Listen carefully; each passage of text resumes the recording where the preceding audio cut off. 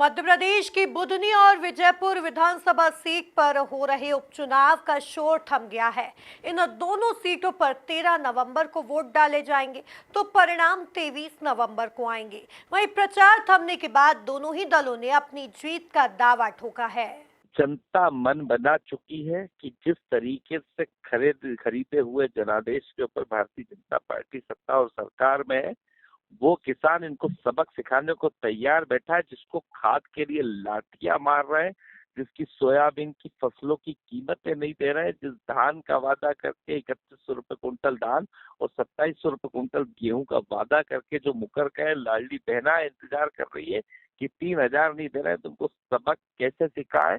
और वो गैस की टंकी का इंतजार सभी परिवार के कर रहे हैं जिन्हें 450 गैस की टंकी कहा था। तो ये जनता इस बार मन बना चुकी है कि कैसे इनको सबक सिखाए ताकि इनकी अकल ठिकाने आए। दोनों सीटें कांग्रेस पार्टी बेहतर बहुमत के साथ मध्य प्रदेश के अंदर जीते।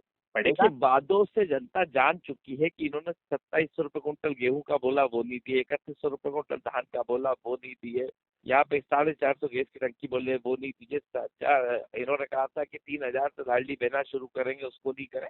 तो सीधी बात है, जनता समझ चुकी है कि झूठे वादे करके सिर्फ वोट लेते हैं, बाकी इन्हें कोई मतलब नहीं है।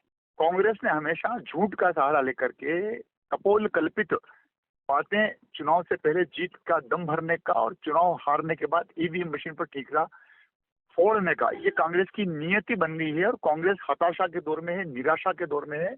ये इस बात को परिलक्षित भी कर रहा है कि दौरान इलेक्शन ऐसी ऐसी बातों का रिपीटेशन, शिकायतों का दौर दौरा राज्य निर्वाचन आयोग को इस बात को लेकर के किया था कि भारतीय जनता पार्टी कहीं ना कहीं मिसयूज कर रही है, दुरुपयोग कर रही है।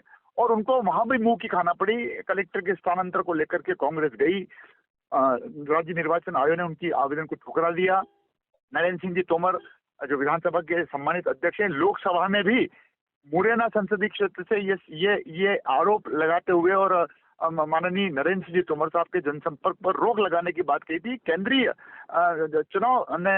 नेशनल चुनाव आयोग ने उनकी इस आपत्ति को खारिज कर दिया था। जब उनकी उस आपत्ति को खारिज कर दिया था, तो ये तो राज्य का निर्वाचन आयोग इसे भी खारिज कर दिया।